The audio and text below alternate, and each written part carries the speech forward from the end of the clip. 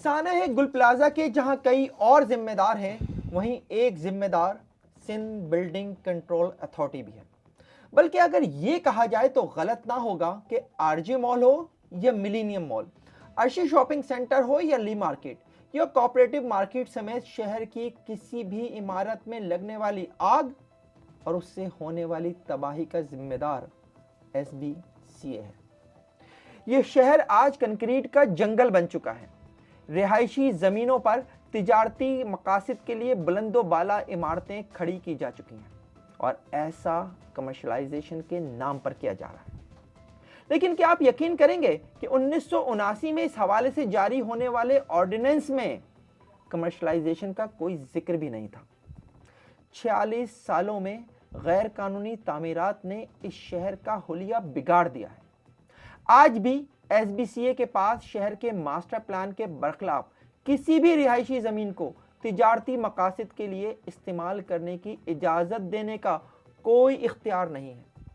लेकिन शहर के तकरीबन हर इलाके में ही रिहायशी ज़मीनों पर प्लाजे तामीर किए जा रहे हैं। एसबीसीए की जानिब से इख्तियार ना होने के बावजूद शहर में तामीरात की गैर कानूनी इजाज़त दिए जाने को 2021 में सिंध हाई कोर्ट में चैलेंज किया गया था। ये मामला गुज़िश्ता 5 साल से अदालत में इल्तवा का शिकार है। लेकिन सानह गुल प्लाजा के बाद एक फौरी समाअत की दरख्वास्त पर अदालत ने न सिर्फ इस केस को सुना है बल्कि इस पर एक हुक्म भी जारी किया है। ये केस इंसानी हुकूक के अलंबरदार और एमनेस्टी इंटरनेशनल और human rights commission of Pakistan के रुकन मुमताज़ कानूनदान तारिक मंसूर एडवोकेट की जानिब से दायर किया गया था, जो इस वक्त मेरे साथ स्टूडियो में मौजूद है। आइए इनसे बात करते हैं। तारिक मंसूर साहब, वेलकम इन एफआईआर। बहुत आसान अल्फाज में मुझे सबसे पहले ये बताइएगा कि आपके केस का सानह गुल प्लाजा से क्या ताल्लुक बनता है, जो आपने अर्जेंट हियरिंग की दरख्वास्त लगाकर इस केस को अदालत को सुनने पर मजबूर किया? देखिए, सानह गुल प्लाजा बेसिकली एक कमर्शियल प्लाजा के अंदर आग लगी थी। ठीक है। और उस कमर्शियल प्लाजा को कुछ रेगुलेटरी फ्रेमवर्क होता है जिसको govern Sindh building control authority करता है। ठीक है, जो ये बात तो सब सिंध जानते का हैं। वाहिद रेगुलेटर भी है। ठीक है।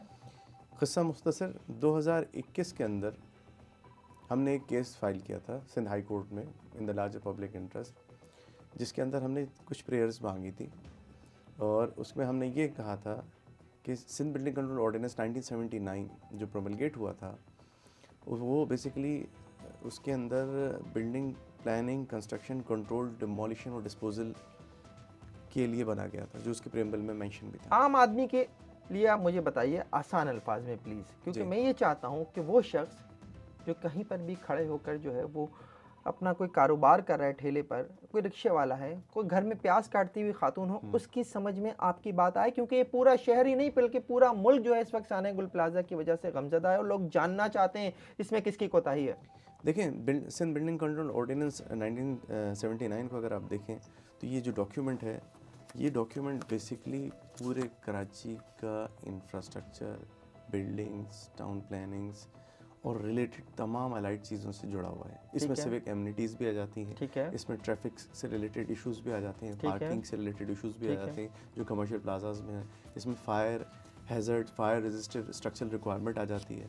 इसके अंदर उसके अलावा आपकी जो फायर रेजिस्टिव स्ट्रक्चर के अलावा आपकी जो फायर प्रिकॉशंस और फायर रेजिस्टेंस से तमाम मैकेनिज्म वो भी इसमें आ जाता है। ठीक है। तो ये डायरेक्टली और इनडायरेक्टली सानह गुल प्लाजा से भी रिलेटेड है, क्योंकि सिंध बिल्डिंग कंट्रोल के planning, construction, demolishing, disposal rules आज तक फॉर्म नहीं हुए।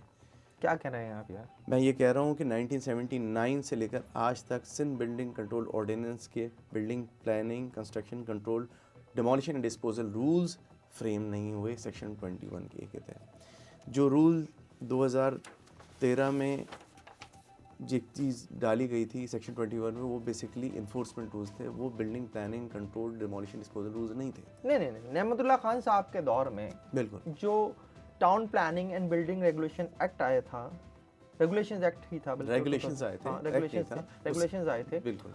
वो फिर क्या थे? अगर आप कह रहे हैं कि रेगुलेशंस बने नहीं, आप तो अभी खुद कह रहे हैं नहीं बने। Basically Sindh building control ordinance की सेक्शन 21A कहती है मैं पढ़ देता हूँ।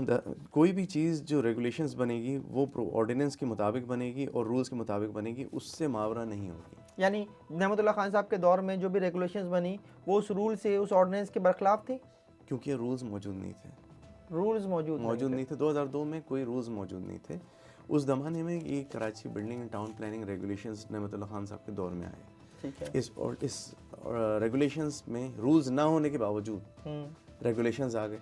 ये ऐसे ही है जैसे आपको अलिफ करना था, आप डायरेक्ट से पे आ गए और आपने इसमें जाके इस कराची की 16 सड़कों को कमर्शलाइज़ कर दिया।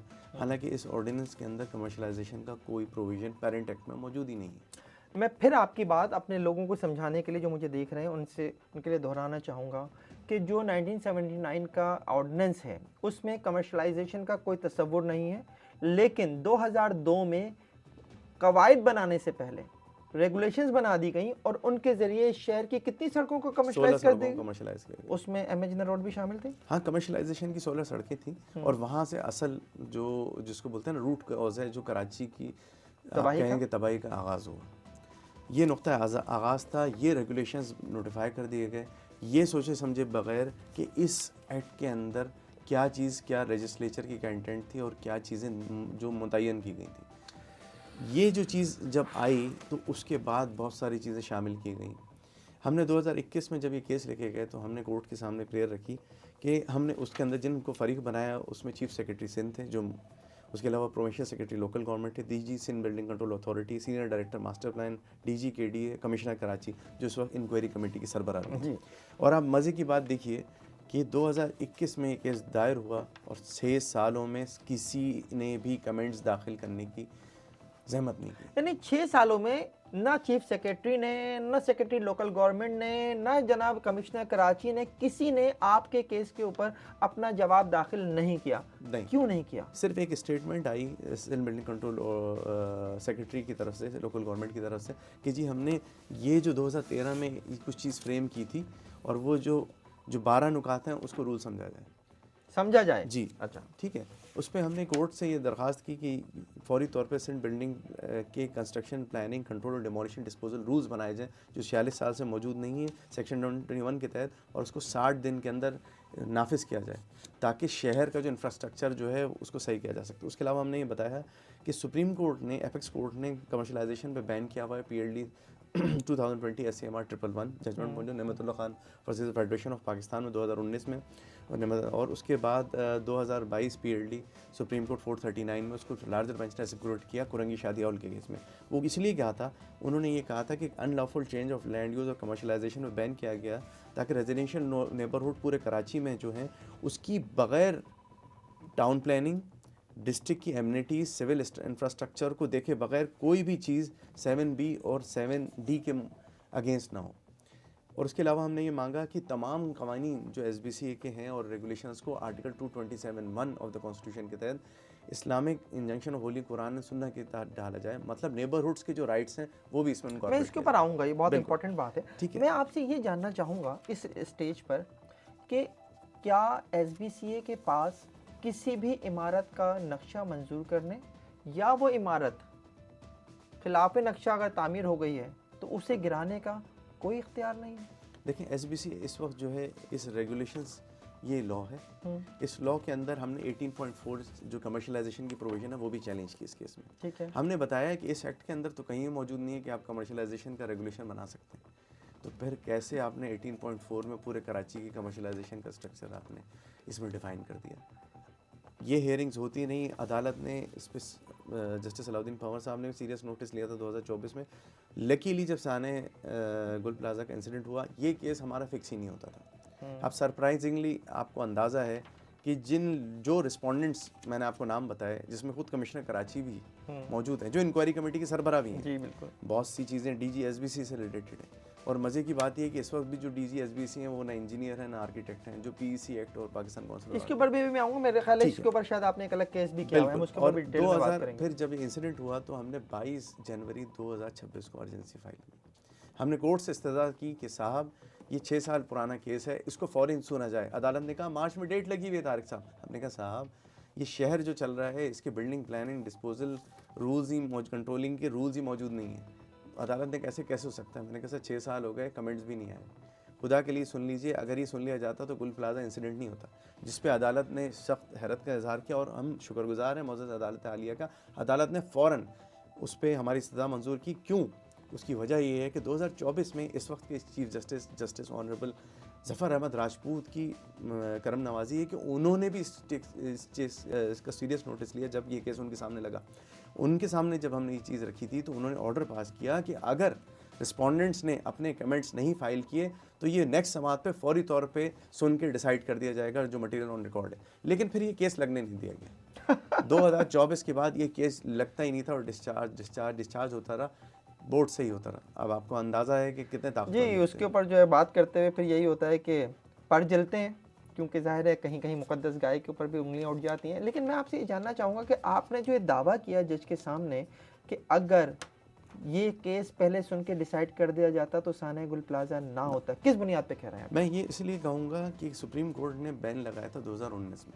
ठीक है, सुप्रीम कोर्ट ने 35,000 प्लॉट 115 केडीए साइट्स की निशानदेही भी की थी। ठीक है, 2019 की जजमेंट। ठीक है, सुप्रीम तो कोर्ट क्या का हुआ? जजमेंट 2020 सुप्रीम कोर्ट 111 के अंदर एक जजमेंट भी पास की गई थी। ठीक है, किया और होगा? उसकी कंप्लाइंस के लिए 4 साल तक कोई कंप्लाइंस नहीं हुई। 2024 मई के अंदर एक नोटिफिकेशन निकलता है सुप्रीम कोर्ट की उसी ऑर्डर की कंप्लाइंस के लिए।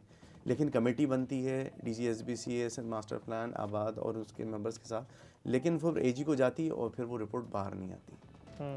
फिर वो रिपोर्ट बाहर नहीं आती, ये केस चलता रहता है, वो कंप्लाइंस नहीं होती। लार्जर बेंच 2022 में सुप्रीम कोर्ट की फिर अपना ऑर्डर रेटिएट करती है PLD 2022 सुप्रीम कोर्ट 439 में कि मगर मैं यहाँ एक अहम बात आपके सामने गोशगजार करूँगा। यहाँ SBC आपने कहा क्यों लिंक्ड है, उसकी वजह ये है कि ये इस एक्ट की 7B के तहत इस कोर्ट को अदालत ने क्यों इस केस को सुना। 7B के तहत 2014 के अंदर टाउन प्लानिंग की एक शख्स शामिल की गई इस एक्ट के अंदर। ठीक है, वो इसलिए शामिल की गई कि कराची शहर का इंफ्रास्ट्रक्चर टाउन प्लानिंग जो था वो 2007 में मुस्तफ़ा कमाल साहब की जो MQM लेड गवर्नमेंट थी, सिटी गवर्नमेंट ने, उसने 2007 दिसंबर में सिटी काउंसिल कराची ने कराची स्ट्रेटेजिक डेवलपमेंट प्लान 2020 मंजूर किया। वो क्या प्लान था? वो उस प्लान को 7B के तहत नोटिफाई करना था। सिटी काउंसिल से मंजूर हो गया, लोकल गवर्नमेंट एक्ट के तहत हो गया। फेडरल गवर्नमेंट विजन 2030 के तहत मुशर्रफ दौर में इंटरनेशनल डोनर एजेंसीज़ के आनत के साथ 16 हमारे वफाकी इदारे, पूरे मुल्क के वफाकी इदारे जो कराची में 64% का स्टेक रखते हैं और 34% का स्टेक रखते हैं और 64 KMC, तमाम इदारों के उस पर साइन थे। वो नोटिफाई हो जाता है, लेकिन प्रोविंशियल गवर्नमेंट उसको ऑफिशियली गज़ट नहीं करती। फिर 2018 के अंदर जब ये बात हानी कमीशन के सामने, जुडिशल वाटर कमीशन के सामने जाती है और वो जब कराची का इंफ्रास्ट्रक्चर देखते हैं तो वो ये पूछते हैं कि कराची का मास्टर प्लान कहाँ है। SBC से भी पूछा जाता है। और मज़े की बात यह है कि उस वक्त फोकल पर्सन आज के चीफ सेक्रेटरी सैयद आसिफ हैदर शाह थे। ओके, और जब वो आगे क्या बताते हैं? और वो यहाँ बताया जाता है कि सर 1952 में एक मास्टर प्लान था, एक 71 में था, फिर 85 में बना, फिर 96 में भी बना, लेकिन ऑफिशियली कोई मास्टर प्लान नहीं है। हाँ, एक मास्टर प्लान है लेकिन वो गज़ट नहीं हुआ। वो क्या है? वो 2007 का कराची स्ट्रेटेजिक डेवलपमेंट प्लान 2020 है, जिस पे हानी साहब सख्त बरहमी का इज़हार करते हैं। तो उसका पूछते हैं कि वो कहाँ है, तो बताया जाता है कि सर वो तो गज़ट नहीं हुआ। यानी आप टाइमलाइन देखिए, 2007 में सिटी काउंसिल उसको मंजूर करती है 312 रेजोल्यूशन से। 2018 10 अक्टूबर 2018 हानी साहब उसको 1 घंटे का वक्त देते हैं 11 साल सिंध बाद। गवर्नमेंट को कि अगर आपने फौरी तौर पे इसको नोटिफाई नहीं किया तो एक्सप्लेनेशन कॉल होगा। और उस वक्त CM होते हैं सैयद मुराद अली शाह, यही CM थे। ठीक है। हाँ, ठीक है, और 2018 चीफ में। सेक्रेटरी थी सैयद आज़म शाह। और उसी वक्त 1 घंटे के अंदर ये नोटिफाई होता है जुडिशल वाटर कमीशन के सामने ऑर्डर्स पे और सुप्रीम कोर्ट की डायरेक्टिव पे।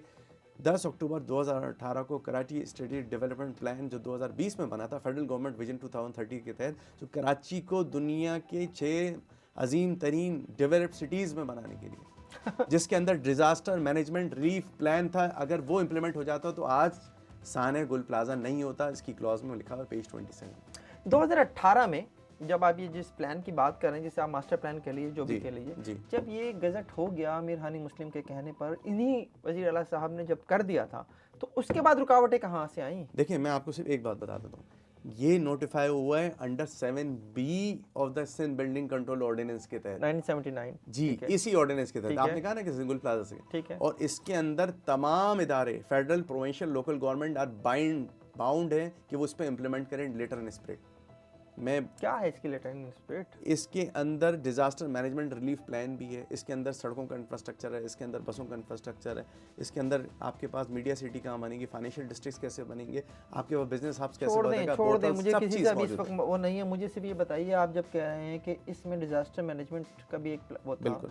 तो डिजास्टर मैनेजमेंट के लिए तो सिंध गवर्नमेंट जो है वो 1122 बना चुकी है, उसके तहत तो उन्होंने इमरजेंसी काउंसिल बना दी है, उसके तहत तो वो अब जो भी फायर एंड रेस्क्यू के इदारे हैं वो 1122 के मातहत करने जा रहे हैं, तो क्या वो भी इसके खिलाफ होगा? देखिए, ये सुप्रीम कोर्ट की judgment PLD 2022 supreme court 439 para 46, उस केस के अंदर honourable justice Gulzar Ahmed clear cut direction दे चुके हैं, जिसकी बादी नज़र में खुली कंटेम्प्ट आज तक की जा रही है। फरवरी 2022 में जजमेंट आई, तमाम 32 इदारों को बशमूल KDA, SBCA, Sindh mass transport authority, तमाम इदारों को मेयर के मातहत करना था।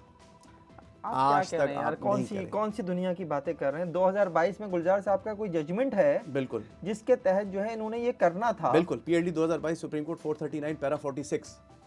और तो फिर ये तो कंटेम्प्ट है कि अगर बिल्कुल 2022 contempt है। से सिंध हुकूमत को ये ऑर्डर मिला हुआ है कि बिल्कुल। मेयर के मातहत कर दें, जो आज दुनिया कह रही है कि भाई ये इदारे मेयर के मातहत होने चाहिए। बिल्कुल, ये इदारे डेवोल्यूशन प्लान जो है आपका सुप्रीम कोर्ट ने आर्टिकल 32 और 140A के तनाजुर में सेटल लॉ किया, जो पूरे पाकिस्तान की लैंडमार्क जजमेंट कहलाती है। और इस जजमेंट के तहत आपको सिंध गवर्नमेंट को ये डेवलूट करना था, लेकिन अफसोस से कहना पड़ रहा है तमाम इख्तियारात अर्तकाज़ हुकूमत के तहत सेंट्रल गवर्नमेंट यानी चीफ मिनिस्टर सिंध के पास हैं।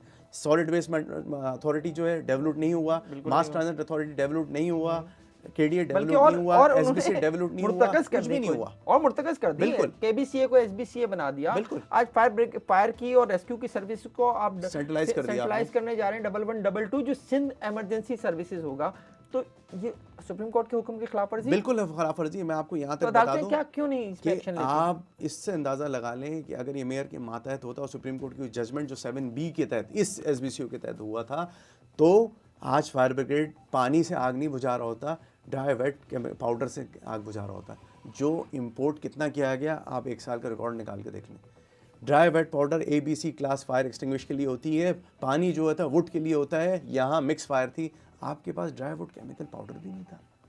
लोग 72 घंटे तक जलते रहे, उनको 15 लाख गैलन से आपने जला दिया, उनको बॉयल कर दिया आपने। जिस 1122 की हम इस वक्त बात कर रहे हैं, जिसके लिए कहा जा रहा है, सिंध गवर्नमेंट बड़ा कहती है कि हमने अरबों रुपए लगाकर ये इदारा बनाया है, उसकी 38 मिनट की ताखीर है आग सर लगने के डेवलप नहीं बाद। किया ना आपने डेवल्यूशन नहीं किया। Contempt of court, supreme court के ऑर्डर्स मैंने आपको बता दिया। 2020 SCMR 111 contempt, PLD 2022 supreme court 439 नहीं हो रहा, PLD 2022 सुप्रीम कोर्ट 528 कहाँ इम्प्लीमेंटेशन खुली? आप आर्टिकल 119 190 के तहत खुली, all executive and judicial authorities across Pakistan shall act in the aid of supreme court. किधर है?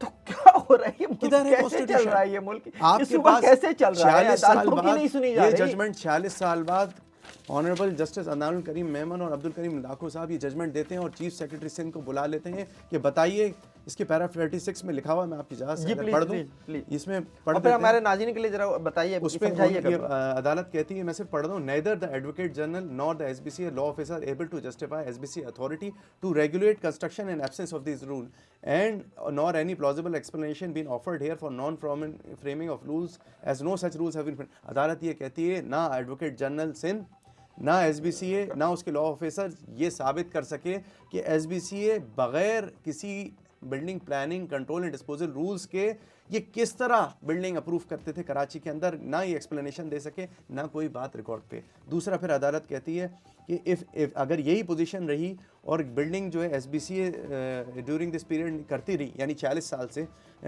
और अगर वो फ्रेम नहीं हुए बगैर किसी सैंक्शन के, resulting in unplanned urban development, उसका खमियाजा क्या हुआ? अदालत क्या कहती है? Unplanned urban development, lack of basic amenities, adverse impact on sewerage, water supply, traffic and public safety. यही तो है, ये तो शहर के मसाले पब्लिक सेफ्टी तो थी। जो गुल प्लाजा हुआ वो पब्लिक सेफ्टी तो थी। आपके पास 7B के तहत हाजिर चीफ मिनिस्टर सैयद मुराद अली शाह मोहतरम अपने दस्तखत से 10 अक्टूबर 2018 को Karachi strategic development plan Sindh building control ordinance के 7B के तहत नोटिफाई करते हैं 11 साल बाद। आज 7 साल बाद भी वो इम्प्लीमेंट नहीं हुआ। आपके पास आने ली मार्केट हो गया, आपके पास आने RJ मॉल हो गया, आपके पास आने RC सेंटर हो गया, और यहाँ सैकड़ों लोग चूरा बन गए। गुल प्लाजा आप क्या करेंगे? ये टेस्ट केस है, अदालत ये कहती है despite the approve plan master plan of Karachi SBCA appears to be disregarding it while approving unsafe and uncompliant project. अदालत कहती है कि एसबीसीए मास्टर प्लान के होने के बावजूद, यानी कराची स्टेट डेवलपमेंट प्लान के तहत अनप्लान अनसेफ और वो कर रही है, और 2002 के regulation moreover 2002 regulation prima facie exceeds the scope of ordinance. यानी 2002 के ये जो रेगुलेशन जो निमतुल्लाह खान के दौर में बने थे और जिसको पिछले 25 सालों में बहुत से ज़रूरतमंदों के लिए, मैं ज़रूरतमंद कहूँगा, वक्तन फिर वक्तन अमेंड किया जाता है, जिसकी कोई वो ये ज़रूरतमंद आबाद के लोग भी थे, इस शहर के बिल्डर्स भी थे, वो भी थे जो माफिया है पूरी एक। फ़हीम भाई, जहाँ अगर कहीं 90 करोड़ रुपए हफ्ता चलता हो तो फिर इंसानी जान की क्या इज्जत है, क्या अहमियत रह जाती अगर है। जहां सालाना अरबों रुपया जाता हो तो इदारे भी जानते हैं। ये जो केस है जिसके ऊपर अब अदालत ने चीफ सेक्रेटरी को तलब किया है, चीफ सेक्रेटरी को तलब करना कोई छोटी मोटी बात नहीं होती। बिल्कुल सूबे का चीफ सबसे बड़ा सेक्रेटरी इंतजामी को, ऑफिसर सेक्रेटरी होता है। लोकल गवर्नमेंट को, डीजी एसबीसी को इन पर्सन बुलाया है 10 तारीख को सुबह 11 बजे कि एक्सप्लेनेशन दें कि इस सूरत हाल में क्या किया जाए। यानी आप ग्रॉस क्रिमिनल प्रोफेशनल मिसकंडक्ट के मुर्तकब हुए हैं, सुप्रीम कोर्ट की कंटेम्प्ट के मुर्तकब हुए हैं, UN convention of international civil and political rights के वायलेशन के मुंतकब हुए हैं, EU convention of human rights के मुंतकब हुए हैं। सिंध गवर्नमेंट किस हैसियत से अब आलमी इदारों के सामने ह्यूमन राइट्स की संगीन वायलेशन करके कर्ज लेने जाएगी? किस तरह आप ये बताएंगे कि यहाँ 3.5 से 4 करोड़ आबादी का जो शहर है, शहर कराची, जहाँ जो पाकिस्तान को चला रहा है, वो लोग अपने human rights, right to life, article 9 को खो चुके हैं। तालिक इसके ऊपर तो खैर मेरे कमेंट थोड़े से आपसे शायद डिफरेंट हों, क्योंकि मैंने ये देखा है कि बावजूद करप्शन के, जो सोलर पैनल का एक करप्शन का बहुत बड़ा केस सामने आया था, उसके बावजूद मैंने देखा कि वर्ल्ड बैंक ने जो है वो कर्जे देने का सिलसिला बंद नहीं किया, वो कर्ज पे कर्ज देते गए। तो ये तो हमें जाहिर है मजीद कर्जों में धकेलने की और धंसाने की कोशिशें होती हैं। लेकिन इसमें खुशाइन बात ये है कि कल जो लेफ्टिनेंट जनरल रिटायर्ड नज़ीर अहमद भट्ट ने, नैब ने कहा है कि आइंदा चंद दिनों में खुशखबरी सुनेंगे और कराची वालों के अच्छे दिन आने वाले हैं। तो वी आर होपफुल जनाब, ऐसी बातें तो हम कब से सुनते आ रहे हैं। मैं आपको सिर्फ हवाला दूं अगर अब्दुल्ला शाह साहब के एक बयान का, जब वो खुद वजीर आला थे और इन वजीर आला साहब के वालिद थे, तो उनका एक स्टेटमेंट मेरे सामने है जो मैंने पिछले दिनों कटिंग भी देखी कि कराची का 1 साल में नक्शा बदल देंगे, तरक्की याफ्ता शहर बना देंगे। जनाब अभी तक तो बना नहीं, 90s से ये वक्त हो गया है। अब जरा मुझे ये बताइएगा कि गुल प्लाजा की जिम्मेदारी एसबीसीए पर सिर्फ और सिर्फ इस हवाले से क्या है कि उन्होंने वहाँ पर सेफ्टी के इंतजाम, फायर सेफ्टी के इंतजाम नहीं थे, या जहाँ तक मुझे पता है कि आग को महदूद करना, ऐसे मटेरियल का इस्तेमाल करना जिससे आग महदूद रह सके, उसे यकीनी बनाना भी एसबीसीए का काम है। देखिए, मैं आपको ये जो रेगुलेशन एसबीसी ने बनाया है ना, एसबीसीए जब कमर्शलाइजेशन की कोई भी अप्रूवल देती है, हालांकि वी हैव सीरियस रिजर्वेशन, इसके अंदर कोई चीज़ मौजूद नहीं है, ठीक है, जो वो दे रहे थे तो उसके तहत पब्लिक सेल प्रोजेक्ट्स की कुछ रिक्वायरमेंट्स होती हैं, जिसमें से एक रिक्वायरमेंट जो है वो चैप्टर 13 है, जिसके अंदर ये जब बिल्डिंग प्लान अप्रूवल करते हैं, अप्रूव प्लान होता है, कंप्लीशन प्लान होता है, एसबीसी ने कैसे कंप्लीशन जारी किया उस बिल्डिंग को, जहाँ fire resistance and fire precaution chapter 13 के तहत आपको सारे स्टैंड पाइप्स होने चाहिए थे, स्प्रिंकलर सिस्टम था, मैनुअल फायर एक्सटिंग्विशन सिस्टम था एज पर क्लॉज 13। ये 13 और 14 में मैंने पढ़ा हुआ है कि वो सारी चीज़ें मौजूद हैं, सब कुछ वो था, अप्रूव प्लान था। आपने कंप्लीशन सर्टिफिकेट इशू किया या नहीं? आपका बिल्डिंग इंस्पेक्टर वहाँ मौजूद था, उसने दौरा किया, साइट इंस्पेक्ट करता था, साइट डिप्टी डायरेक्टर साउथ क्या कर रहा था उस वक्त? मेरा सवाल ये है, डिप्टी डायरेक्टर साउथ क्या कर रहा था, डायरेक्टर साउथ क्या कर रहा था, डीजी एसबीसीए क्या कर रहा था, इलेक्ट्रिक इंस्पेक्टर क्या कर रहा था, और आपने अगर इसमें वायलेशन हो रही थी तो आपने उसकी प्रोसिक्यूशन इस एक्ट के तहत क्यों नहीं की?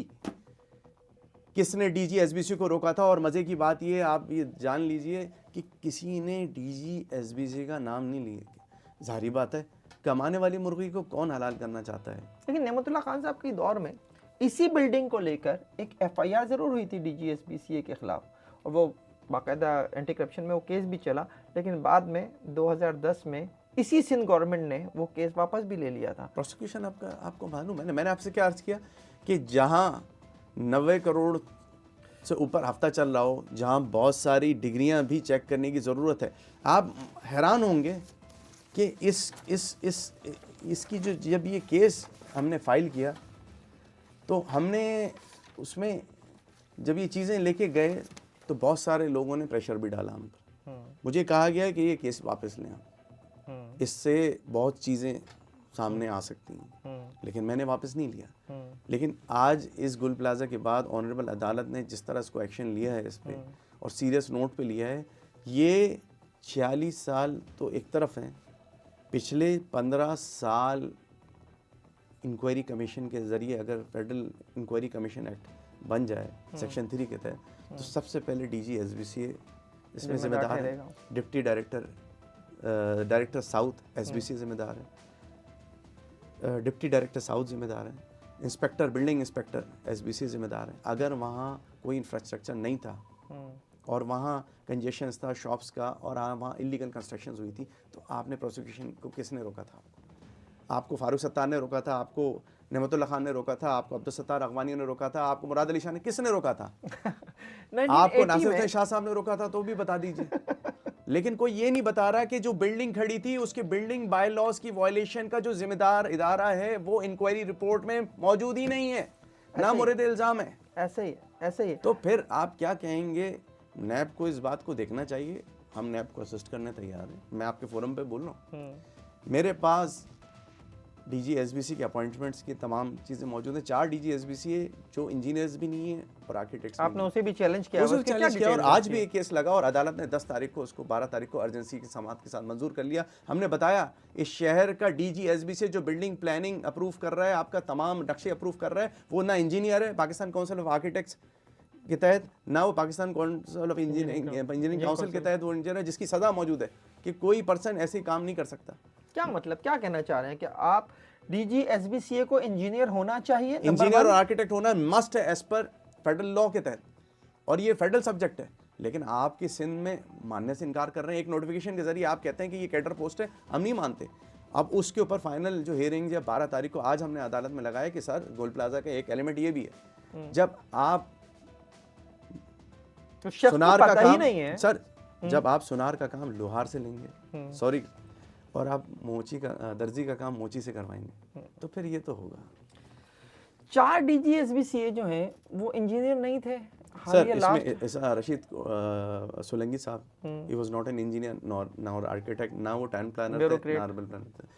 इसहाक खोड़ो साहब आए, वो इलेक्ट्रॉनिक इंजीनियर थे, लेकिन वो डीजीएसपी थे। अब इलेक्ट्रॉनिक इंजीनियर जब वो होगा, डी मार्केट का साना हुआ 6 जुलाई 2025 को, उसके बाद मैंने फिर जब अर्जेंसी लगाई तो उनको सस्पेंड कर दिया गया, साइड पर बिठाया हुआ है, इंक्वायरी चल रही है, उनका केस चल रहा है। रशीद सोलंकी की साहब anti corruption inquiry, money laundering भी शुरू हो चुकी है। उसके बाद जो है शामिर भुट्टो आए, वो भी ब्यूरोक्रेट थे। जिस दिन हेयरिंग हुई उस दिन रात, दूसरे दिन रात से पहले उसको उनका ट्रांसफ़र कर दिया गया। फिर मुजम्मिल फलफोटो को लाया गया, वो भी ब्यूरोक्रेट थे, ना इंजीनियर थे ना आर्किटेक्ट थे। फिर हमने अर्जेंसी लगाई कि साहब व्हाट इज़ दिस, तो अदालत ने अपने ऑर्डर में लिखा, मुजम्मिल फलफोटो जिस वक्त डीजी हैं, कि petitioner says that they are changing all this DGs to frustrate the process of justice. भाई मैं आपकी इस मौके पर यह भी तवज्जो दिलाना चाहूँगा कि सिंध बिल्डिंग कंट्रोल ऑर्डिनेंस के तहत रूल्स फ्रेम नहीं हुए, building planning control and demolishing rules नहीं है। जो इन्फोर्समेंट रूल है उसको रूल कहते हैं, वो रूल नहीं है। उसके तहत कराची के लिए 2002 में बिल्डिंग प्लानिंग रेगुलेशन बनाए गए, लेकिन इसकी एप्लीकेबिलिटी सिंध के 32 अजला पे नहीं है, सिर्फ 7 अजला कराची के लिए। यानी हैदराबाद से लेकर कश्मीर तक के लिए कोई रेगुलेशन नहीं है। 2018 के अंदर हानी मुस्लिम साहब की जुडिशल कमीशन की इंटरवेंशन के बाद एक रीजनल इंटरिम नोटिफिकेशन जारी हुए थे, रेगुलेशन जो हैदराबाद एंड ऑनवर्ड्स हैं, जिसका प्रियम्बल मैं आपको पढ़ के सुनाऊं कि in supersession of this authority KBTPR were enforce for regional office other than Larkana region whereas master plan of all districts falling in region except Karachi is under preparation. Therefore, the following regulation shall hold within jurisdiction in terms of NOC building plan except Karachi. These regulations are notified under 21A. यानी कराची के लिए अलग कानून है, 32 अजला के लिए अलग कानून। फिर एसबीसीए कैसे हो गया सर? यही तो मैं आपको बता रहा हूँ। फिर ये केबीसीए है, ये एसबीसीए है ना, फिर तो ये डिस्क्रिमिनेशन है, आइन के तहत डिस्क्रिमिनेशन है। ये देखिए, आपने भी कभी नहीं देखा होगा, ये डॉक्यूमेंट कभी बाहर ही नहीं आता, ना किसी किताब में है। ये मेरे पास उसका गजट नोटिफिकेशन है, और ये देखिए, एक इदारा 2 स्टैंडर्ड, ये है सिंध सरकार। तो जब ये चीज़ें अगर मैनिपुलेशन ऑफ लॉ एविडेंट है, मेरा कराची स्टेट डेवलपमेंट प्लान का केस मौजूद है, आप बता दीजिए। मैंने तो तमाम आलिमी इदारों को उसमें लिख दिया। मैं अब चीफ ऑफ आर्मी स्टाफ को लेटर लिख रहा हूँ कि आप और चेयरमैन नैपको की हज़ारों अरब रुपए की जो करप्शन हुई है, आप मेरी फाइल ले लें, इसको स्टडी करें। We are ready to assist you. आपने कल स्टेटमेंट दी honourable lieutenant general Nazir Ahmed Bhatt ने कि कराची पाकिस्तान का पूरा कर्जा उतार सकता है। मैं उस बात को सेकंड करता हूँ। बिल्कुल ऐसे ही आप मेरे साथ बैठे, इदारे बैठे, हम आपको 1 महीने के अंदर कराची को सही करके आपको बताते हैं कैसे सही होता है। कौन लोग हैं जो कराची को दुनिया का 6 बेहतरीन शहरों में शामिल नहीं करना चाहते। इस वक्त जो मैं रैंकिंग देख रहा था पाकिस्तान कराची की, तो 173 शहरों में 170वें नंबर पर है। हमसे नीचे ढाका है, त्राबलस है और दमिश्क है। 22 मई 1948 को फर्स्ट कॉन्स्टिट्यूएंट असेंबली में जो डिसीजन है, हमें वहाँ से शुरू होना चाहिए। उसके साथ साथ हमें the Pakistan establishment of federal capital order 1948, जिसको गवर्नर जनरल ऑर्डर नंबर 15 कहा जाता है, वो भी पढ़ लेना चाहिए। Karachi was not part of Sindh nor Balochistan nor KPK, हमें याद रखना चाहिए। उसके बाद हमें ये भी नहीं भूलना चाहिए कि 48 से 55 तक कराची फेडरल कैपिटल रहा। 55 में कराची का कैपिटल इस्लामाबाद और पिंडी शिफ्ट हो गया। पहले पिंडी शिफ्ट हुआ और उसके बाद 55 से लेकर 70 तक कराची फेडरल टेरिटरी फिर भी रहा। आप मेरी बात याद रखिए, ईयर कौन सा था? 1970 तक। 55-70 तक कैपिटल नहीं था, फेडरल टेरिटरी था। यानी वफाक के मातहत पहले भी रहा है कराची। बिल्कुल बिल्कुल। और 62 के कॉन्स्टिट्यूशन में और 1956 के कॉन्स्टिट्यूशन में भी कराची अपनी हैसियत बरकरार रखा हुआ था वफाक के तहत। बिल्कुल। उसके बाद होता ये है कि province of west Pakistan resolution order 1970 आता है याहिया खान की गवर्नमेंट में। ठीक है, हमें नहीं भूलना चाहिए वो मिलिट्री रूल की गवर्नमेंट थी और उस वक्त असेंबली मौजूद नहीं थी। ठीक है। और एक एग्जीक्यूटिव ऑर्डर के ज़रिए 1 यूनिट को ख़त्म कर दिया गया। ऐसे ही है। वेस्ट पाकिस्तान को कर दिया गया और लसबेला जो कराची का पार्ट था, याद रखिए, लसबेला 48 से कराची का पार्ट था। सिंध का डिस्ट्रिक्ट कराची और लसबेला नहीं था। आप मेरी बात याद रखिए, 48 से 1970 जून 30 जून तक। लेकिन जब ये रेजोल्यूशन ऑर्डर आया और इस रेजोल्यूशन ऑर्डर के तहत कराची को सिंध के साथ कराची इसको डिसॉल्व कर दिया गया 1 यूनिट को, और कराची को जो है वेस्ट पाकिस्तान के साथ जम कर दिया गया। ठीक है। ठीक है। वेस्ट पाकिस्तान जो था वो सिंध, पंजाब और KPK पर मुश्तमिल था। ऐसे ही है। ठीक है। उसके बाद क्या होता है? उसके बाद जो है फ़हीम भाई, जब LFO आता है 1970 में, और LFO के अंदर इस रेजोल्यूशन ऑर्डर को मेंशन किया जाता है और कराची का मर्जर कर दिया जाता है सिंध के अंदर, और लसबेला का मर्जर कर दिया जाता है बलूचिस्तान के साथ। यहाँ लफ्ज मर्जर इस्तेमाल हुआ। मर्जर मैं वर्ड यूज कर रहा हूँ, मैं कह रहा हूँ मर्जर। उसको किसी आईनी असेंबली की हिमायत हासिल नहीं थी। वो भी एक और मेरे पास वो डॉक्यूमेंट्स मौजूद हैं। 1948 का डॉक्यूमेंट भी मौजूद है, 1970 का वो भी मौजूद है, और रेजोल्यूशन वाले भी डॉक्यूमेंट है। और मैं ये बात साबित कर सकता हूँ कि कराची अभी भी फेडरल टेरिटरी है। आपको आर्टिकल 1(2)(b) के अंदर कुछ करने की ज़रूरत नहीं है। सिर्फ एक रेफरेंस फाइल होगा और उस पर आईनी अदालत फैसला दे देगी। दूसरी चीज़ में आपको रेफरेंडम कराना पड़ेगा कराची में, क्योंकि कराची अभी भी फेडरल टेरिटरी है। ये कराची की आवाम डिसाइड करेंगे कि वो वेदर फेडरेशन में जाना चाहते हैं या सिंध के साथ मर्जर चाहते हैं। नहीं, जब आप कह रहे हैं कि है, तो फिर क्यों चाहने का वर्ड आ गया? मैं इस बात पे कह रहा हूँ कि 73 की कॉन्स्टिट्यूशन में अभी भी साइलेंस है। कराची 73 की कॉन्स्टिट्यूशन में हाँ साइलेंट है, सिंध का पार्ट वहाँ भी नहीं है। तो जिसके तहत जो है वो मर्जर की जो आप बात कर रहे हैं कि लसबेला बलूचिस्तान को दिया गया, कराची सिंध को दिया गया, वो ये कब हुआ? कॉन्स्टिट्यूशन के तहत नहीं हुआ, वो LFO के तहत हुआ। वो LFO के तहत हुआ। LFO के तहत हुआ।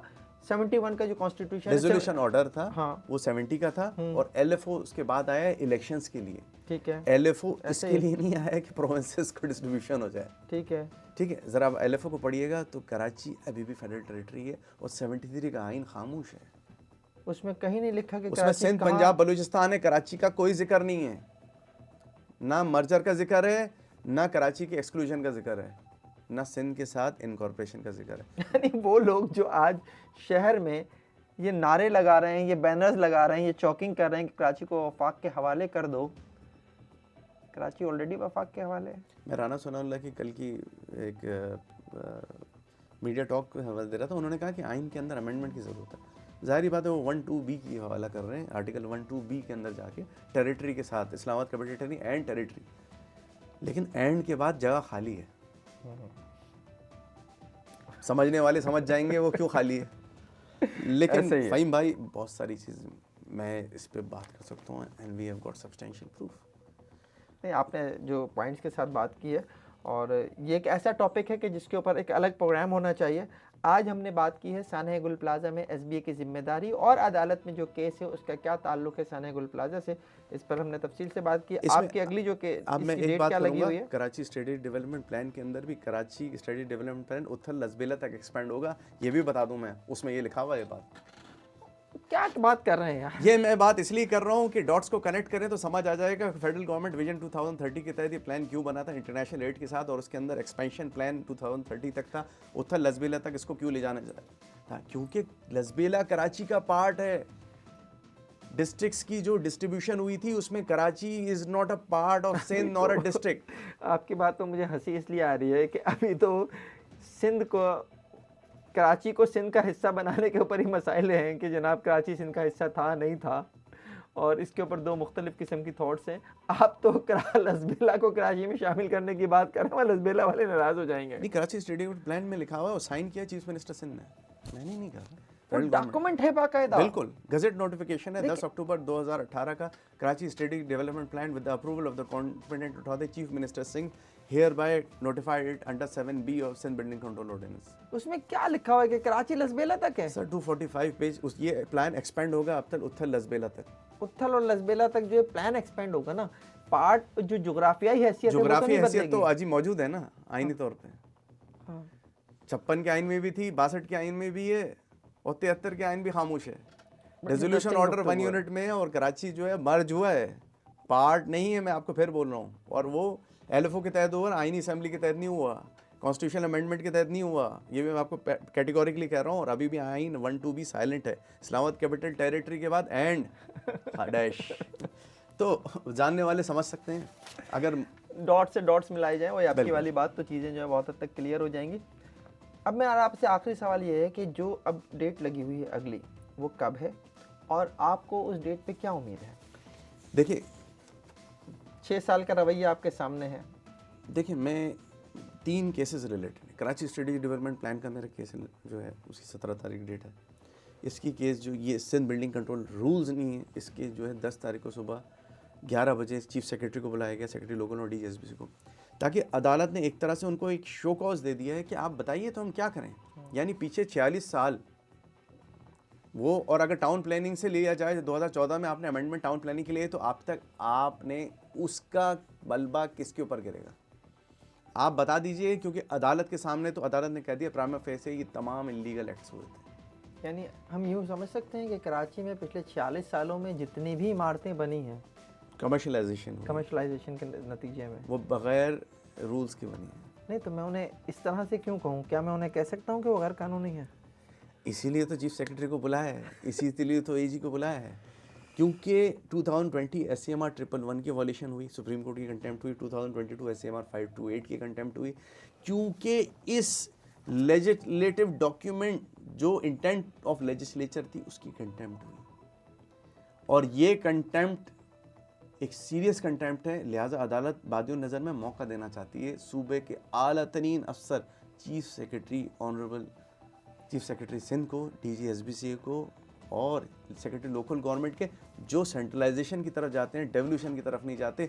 और सुप्रीम कोर्ट की जजमेंट PLD 2022 सुप्रीम कोर्ट 439 की पैरा 46 के तहत 32 डिपार्टमेंट अभी तक डिवॉल्व नहीं किए। मेयर को मैं और क्या कहूँ, अदालत अपने एक बंद गली में महसूस कर रहे हैं, और इस वजह से अदालत सोचना चाहती है, क्योंकि ये राइट टू लाइफ का मामला है। आप बैनुल-अक़वामी करारदादों की भी खिलाफ वर्जी कर रहे हैं, इंसानी हुकूक की, राइट टू लाइफ की भी वायलेशन कर रहे हैं, राइट टू डिजिनिटी की, और लोगों की जो डिप्राइवमेंट है वो इतना बढ़ चुकी है कि कराची में हर तीसरा बंदा शुगर का पेशेंट बन चुका है, हर चौथा बंदा नफ्सियाती मरीज़ बन चुका है। तारिक मंसूर साहब, आप बिल्कुल ठीक कह रहे हैं कि जीने का हक जो है शहर के लोगों से वो छीना जा रहा है, बजाय यही लग रहा है। और जिस तरह का केस आपने तैयार किया, जिस तरह से आपने कोर्ट में प्लीड किया होगा वो तो क्या किया होगा, लेकिन आज आपने जो मेरे प्रोग्राम में प्लीड किया वो बहुत ज़बरदस्त। ये प्रोग्राम आपको कैसा लगा कमेंट सेक्शन में कमेंट करके ज़रूर बताइएगा।